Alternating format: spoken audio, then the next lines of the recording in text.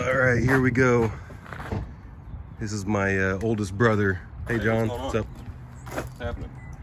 So he's the expert when it comes to home stuff. He's got his own business and been rocking and rolling for quite some time now, Royalty Home Improvement. But got to pull in the big guns here because this little old mechanic doesn't know what he's doing when it comes to electricity, plumbing, nothing. I deal with more water leaks than what I'd like to admit. Oh, yeah? And it always ends up taking out subfloors. But I got a new tool that you might be able to use. It might be pretty cool. It's a thermal imaging camera. I don't think I showed you this yet. I saw that you posted on Facebook, and it made me think I want to see like stuff like turbo blanket underneath the hood of a car and things like that. It'll show you all the temperature scale of everything going on. And it's really cool because a lot of times with water leaks too, the area that's saturated will show a much lower temperature, so you can really see where all of that's at. Well, you told me not to mess with it, but you probably know me. I went ahead and tore into it anyway. You know, even though I don't know what I'm doing, I can tear stuff apart. So you'll have to, maybe this is what they would call a basket case when it comes to automotive type stuff. You're gonna have to come into some idiot that didn't know what he was doing, went ahead and already started tearing his stuff apart. Let me go ahead and try to fill you in as quick as possible. Yeah. So, of course, I'm a cheapskate, and my furnace went out middle of winter, and I was trying to save money, so I got the old electric heater out. And I thought that, you know, I got the old antique thermostat there, and it was showing 55 or above. And Definitely not a Nest. Based on my Google searches, that was supposed to be good enough to not have frozen pipes. So I don't know if that contributed to what was going on here or not, but you know, obviously I should have not relied on one heater just in my bedroom. I even closed my bedroom door trying to save money. So we'll get your opinion on all that. But let me start from square one real quick. So I heard some dripping from the kitchen, and everything was quiet. And then I thought, okay, there's just something leaking underneath the crawl space, because I've had a spigot bust before, and I had to fix it in one of these bedrooms. I heard it spraying on the vent tunnel. Okay. But so I went under there, and I did see something leaking, and we can go down there and look at it if you'd like. But I've tripped a breaker on my fuse panel, and that seemed to fix it with something like a sump pump.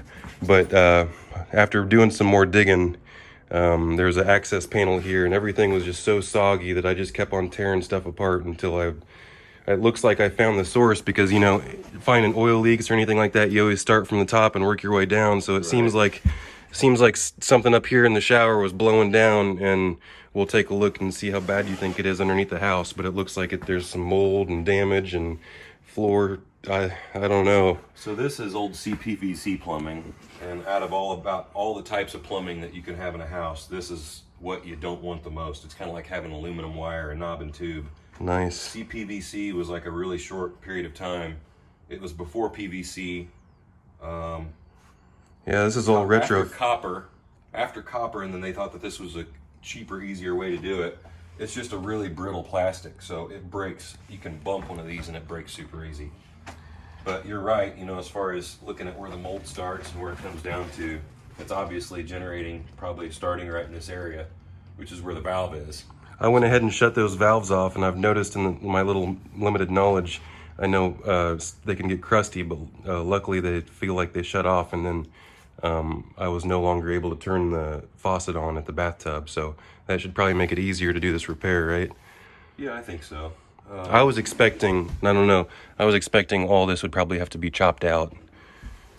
Yeah, if it's spongy and rotted, then you definitely have to take it out. If it's like this, then we can just pull everything out and treat it, spray it down, spray it a couple times with a mold killer. And this is kind of cute. This is what I do sometimes. Oh yeah. Whenever you got to do furring strips, yardsticks work really well. So somebody else uses yardsticks for furring strips too. This looks like it might have been the original floor, and I pulled up some of it. All right. So you haven't tried this yet as far as actually looking to see where the leak's coming from? I just just in case, I went ahead and just turned these off. I looked real carefully. It said on off, and so both of them are turned off. The big thing with the CPVC is you can see how it moves just a little bit, even just trying to move this valve. There was another block in here too, and it had it looks like those are, because there's two of them back here as well. It looks like those are really difficult to get out, because initially, you see how I sawzalled that board out. Yep. I had to take a sawzall blade and hand saw them from the backside. I don't know how you get those out if you're trying to save the pipes, but it looks tedious. Yeah, it looks time consuming. So even turning these back on, you like really want to support the pipe, right? Because even turning these valves on, you can break the CPVC really easy. So I'm gonna go ahead and turn these on. It's probably a good maintenance suggestion to operate those like once a year or something, right? Because can't they get buildup in them, or seize themselves up? These newer style ball valves usually always operate pretty good. Do they? It's what's it called, a gate valve, where you keep turning and turning the little handle. Those things get frozen up real easy. All right. Those you want to operate all the time, and maybe spray a little lubricant on them. But so tell me what we're doing. You said you wanted to see if we can verify the leak. Yeah. So if you want to go around and fire up the shower, grab that and see if we can let's see it spraying. Let's see what we can see what's going on here. So it's turned on now. Yep, we've got the. So let's simulate me taking a shower. How ignorant I was of this leak for who knows how many months. All right. There's regular water, and then I would wait about 20 seconds and then do this. All right, so we're not seeing any gushers yet. Nothing? No. Let's keep it going though. Man, I was expecting it would start pouring. Some of these leaks are really, really small leaks that just over time it builds up and creates a lot of damage. You can see down here, we're starting to get drips. We got a lot of mold here. And there's all some drips right here. It's already going. There's always a slope to the subfloor. Look at how slow. How would I have ever known? Yep, so right here, we can see that would be the hot. Do I turn it Cold off? is always on the right, so that would be the hot, and that's where it threads into the valve. And that's where our leak's at. I just turned the water to full cold. Well, I guess that wouldn't matter.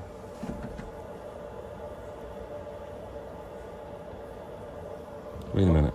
Should I keep it on? Yeah, keep it on for a minute. Here, you hold this, and I'm going to take a closer look. It's definitely coming from this side.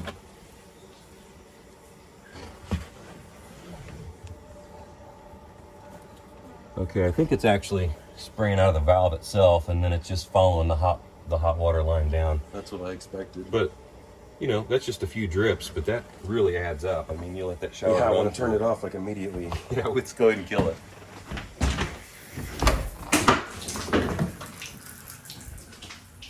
Been trying to dry that thing out. So what we would need to do here, or what I would do, is the whole house is probably going to be CPVC. And you obviously don't want to replumb the whole house, but we got to fix what's bad. So they make these, it's called a shark bite fitting, and it pushes on, it's got an O-ring seal in it, and it pushes on to CPVC. It's got little teeth that bite into the pipe. And this is a certain OD outside diameter. It'll lock onto this, and then on the other side, it's made to lock onto PEX, P-E-X, which is the new type of plastic pipes.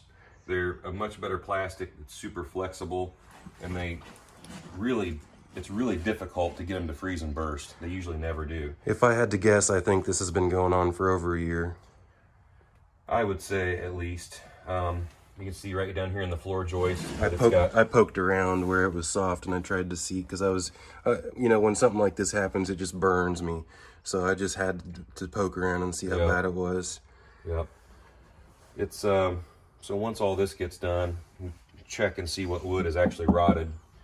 Check the joist as well, but then just really treat everything really, really well. This might not be as good as Milwaukee, but it's a lot more maneuverable, and it's got a demo blade in it and a cute little LED light. So this is a little bit more precise for home remodeling type stuff. Cobalt, does the electric cord, you're always able to find a socket? Yeah. Does that ever hold you back? You got a generator or something? No, I mean I've got a battery powered one too, so 90% of the time this is what I grab, and then in those circumstances where I got to do stuff outside, I grab the battery powered one.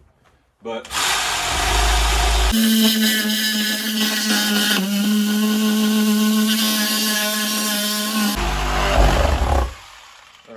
stainless steel screws are definitely the hardest to get through.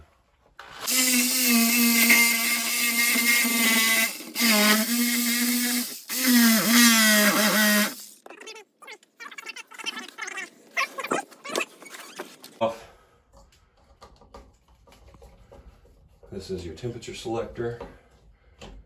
Get that off. Handle. Screws to the escutcheon plate.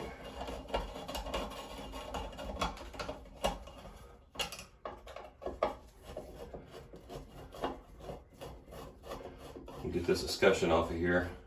Jared, you got a razor blade handy? We'll cut this. Maybe we can pop it off. We'll just see. These are some long-winded screws on these things usually. Yeah. You're talking about the sealant around the edges? Yeah, I can usually pop them off. I give this guy a twist. Pull it out. There's O-ring seals in there. How old do you think that faucet stuff is? 20, 30 years? Judging by the tile, I'd say it was put in whenever the shower was, so it's probably a good 20, 30 years old. Should people pay someone like you for checkups? You know, sometimes people think like these AC checkups and this and that is a bunch of hoax. Wouldn't it be good insurance to pay someone like you just to come take a look at some stuff? The biggest thing that you can do, people find out about these problems when it's too late. Dishwashers leak all the time, roof leaks that are really slow, all kinds of things. If people would just get a home inspection and have either a GC like myself do it or a home inspector, a good qualified home inspector, and do it once every couple years, they would save themselves a lot of money on major problems like this. But because think about, just name a few, like animals and birds and bats, and I mean I don't even know anything. Animals in your attic, roof leaks, water leaks, even chipmunks and things, right? With foundation and settling, all kinds of stuff. But nothing can create more damage as fast as water, and it goes everywhere. And so just like this, it gets under the subfloor, it goes into the next room. Subfloors are never completely level, so whatever direction it pitches, it keeps running and running until it gets somewhere else and ruins all kinds of stuff. We got that loose. I'm not too happy with my YouTube channel. It's all about helping people out and saving money, so go ahead and give this video a like, because you're going to learn something from old Naptown Tuner's brother. All right, so we got the screws. Look how easy that was. Out of the valve. We got most of those cut through. So these are where the screws come through and hold the valve, the shower valve, to the... Any commentary on the leak yet? Well, I would say now that we've got this out of there, we'd be able to see it a lot better. But it appears to me that it was coming down the hot side. Why don't we try it again? Why don't I hold this? All right. You fire up the water again. Can I do it with it apart? With the handle out? Yeah, you should be able to just turn the little stud. Pliers or? Yeah, you can grab it with anything. I'll have to get pliers. Oh, I can see it dripping already.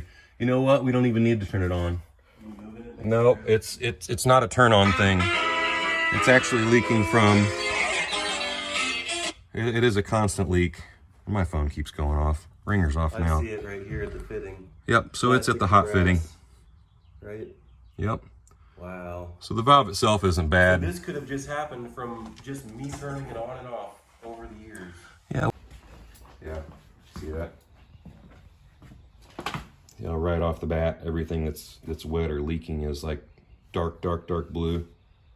And then even this board, we saw if that board was saturated. But I wonder if the drywall was still up, if it would be real evident compared to, I'm sure it would have been. Well, even here, we can see where the leaks kind of streak back, which I can't really see that with the naked eye, but those boards are still saturated that far back. You can see where the water was, but it's obviously still... Maybe, And then if we look at the plywood underneath, you see it's really dark blue. down here, and I'm going to try to show you. Not as young as I used to be. We're going to try to show you how much mold I got. Isn't that going to be fun? Looking at my mold.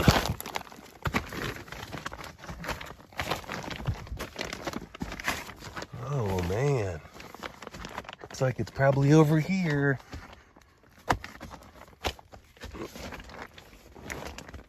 Would you look at that? I guess it could have gotten worse. It's really not horrible, but the extent of it is a little bit spread out. See, it went all the way down here. That's some pretty serious stuff. I'm better cover my mouth. This is what you need a mask for, ladies and gentlemen. Mold. Not a stupid anything else like that. You know what I'm talking about. So I gotta take all this out, you know, just for the fun of it. Let's go ahead and give you something to look at. Oh my gosh. Oh, the horror. We gotta get out of here.